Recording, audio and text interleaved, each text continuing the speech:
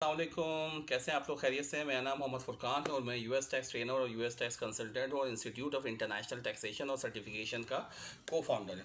आज का जो हमारा सवाल है वो बहुत परेशान करता है हमारे स्टूडेंट्स को, और वो बेचारे ज़्यादातर सवाल ये पूछ रहे होते हैं कि सर, अगर हमारे पास बाज़ औक़ात ऐसे क्लाइंट आते हैं जो एक से ज़्यादा स्टेट्स के अंदर जिनकी प्रेजेंस होती है, मिसाल के तौर पे वो रहते किसी और स्टेट में हैं लेकिन काम किसी और स्टेट के लिए कर रहे होते हैं, ठीक है?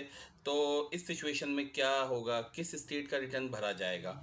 तो मैं इसको आपको बेसिक कॉन्सेप्ट दे देता हूँ ताकि आपको हर स्टेट के लिए, स्टेट वाइज नाम नहीं लेता, मैं एक बेसिक कॉन्सेप्ट आपको दे देता हूँ ताकि आपको वो कॉन्सेप्ट आप हर स्टेट के ऊपर अप्लाई कर सकें।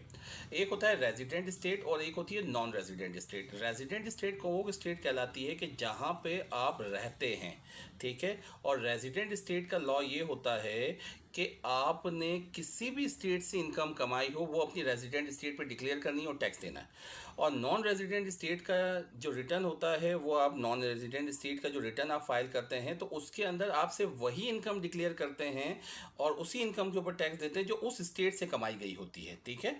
तो रेजिडेंट स्टेट और नॉन रेजिडेंट स्टेट में बेसिक डिफरेंस ये है। अच्छा, अब सवाल ये पैदा होता है कि सर इससे हमें डबल टैक्सेशन नहीं होगा, क्योंकि रेजिडेंट स्टेट पे भी मैं उसी इनकम के ऊपर टैक्स दे रहा हूँ और नॉन रेजिडेंट स्टेट पे भी टैक्स दे रहा हूँ।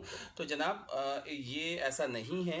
जैसे हम देखते हैं ना कि जैसे टैक्स क्रेडिट, अगर आपने एक कंट्री के अंदर टैक्स दे दिया और उसका दूसरे कंट्री के साथ आप वो अपने एक मुल्क के अंदर बेनिफिट ले लेते हैं टैक्स का, तो इसी तरीके से स्टेट्स के अंदर भी ये कॉन्ट्रैक्ट्स होते हैं कि अगर आपने उस स्टेट के अंदर टैक्स दे दिया है तो आप मेरी स्टेट्स के अंदर इनकम को आप डिक्लेयर कीजिए और टैक्स क्रेडिट ले लीजिए, ठीक है? तो ये state by state law differ करते हैं। किसी स्टेट के अंदर एग्जाम्प्ट है, किसी स्टेट में टैक्स क्रेडिट है, तो ये स्टेट बाय स्टेट डिफर करते हैं, ठीक है? तो मैं उम्मीद करता हूँ कि आपके सवाल का जवाब आपको मिल गया होगा। Thank you so much. अस्सलाम वालेकुम।